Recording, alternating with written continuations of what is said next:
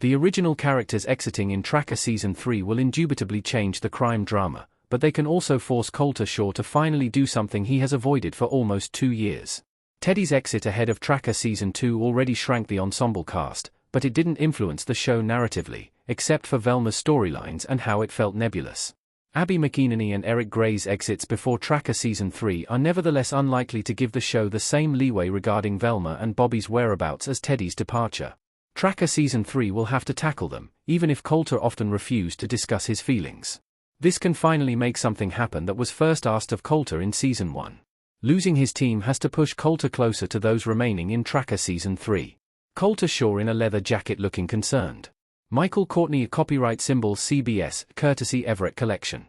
Being alone and content about it has been Colter's core characteristic since Tracker's series premiere, with his unusual survivalist upbringing and his job as a rewardist making that inescapable.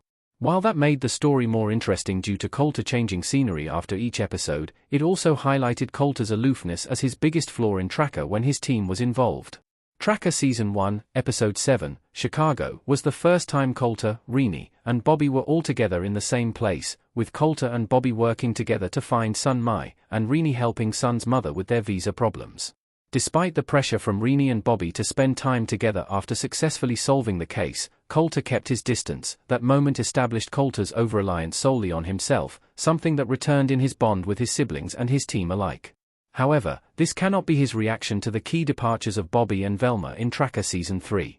With the latest exits, Colter's team goes from 5 to 2 members, leaving him with not many still close to him.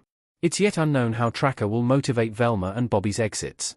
Still, whether the reasons are tragic or mundane, Tracker cannot avoid pushing Colter to take stock of what he still has in Randy and Renee. This can finally lead to Colter being explicitly grateful, opening to them at last after years of acting purposefully distant. How Tracker Season 3 cannot avoid Colter relying on Renee and others. Fiona Renee as Renee Green and Justin Hartley as Colter in Tracker Season 2. Colter's ease with being alone was always emphasized in Tracker, with the crime drama often highlighting how Colter preferred the solitude that he knew over the companionship or collaboration that felt foreign to him. Indeed, Colter might have easily worked with law enforcement officers on a case, but he rarely opened up to others in his personal life. Tracker showed that it wasn't because Colter didn't want to. A common thread uniting Billy's appearance in Tracker Season 2 to Colter and Renee's drink after the ordeal with Leo Schaaf's company that led to Renee's kidnapping highlighted Colter's willingness to be more open about his feelings, refusing to close himself off. These moments were nevertheless fleeting. Colter's wish to be closer to others cannot be forgotten in Tracker Season 3, especially after Tracker Season 2's ending revelations. Everything that happened, coupled with Tracker Season 3's exits, paved the way for Colter to rely on Renee, Randy, Russell, and Dory less guardedly, in a way that he can finally trust they'll be there when he needs them.